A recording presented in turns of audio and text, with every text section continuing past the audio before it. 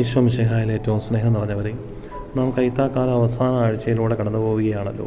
ഈ കാലത്തിൻ്റെ പ്രത്യേകത മിശിഹായുടെ സുവിശേഷം സ്വീകരിച്ച് തിരുസഭയിൽ കൂദാശകളിലൂടെ ലഭിക്കുന്ന ആത്മീയ വളർച്ചയുടെ ഫലങ്ങളുടെ വിളവെടുപ്പാണല്ലോ. ഈ അവസാന വാരത്തിൽ തിരുസഭാ മാതാവ് സ്വർഗത്തിലേക്കുള്ള സമ്പാദ്യം എന്താണെന്നും എങ്ങനെ സമ്പാദിക്കണമെന്നും നമ്മെ പഠിപ്പിക്കുന്നു. കഴിഞ്ഞ ഞായറാഴ്ചയിലെ വായനയിൽ സ്വർഗത്തിലെ നിക്ഷേപത്തെപ്പറ്റി നമ്മെ ഓർമ്മിപ്പിച്ചു.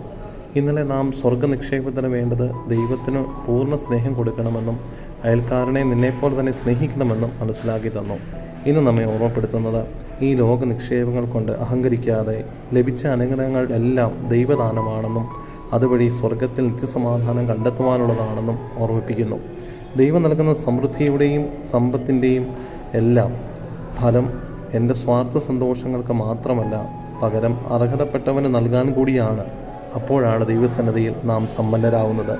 ലേഖനത്തിൽ പത്രോസ്ലീഹ പറയുന്നത് പോലെ വിളികൾക്കനുസരിച്ചുള്ള തെരഞ്ഞെടുപ്പുകൾ നടത്തി സ്വർഗം പ്രാപിക്കുവാൻ ശ്രദ്ധിക്കാം. ആമേൻ.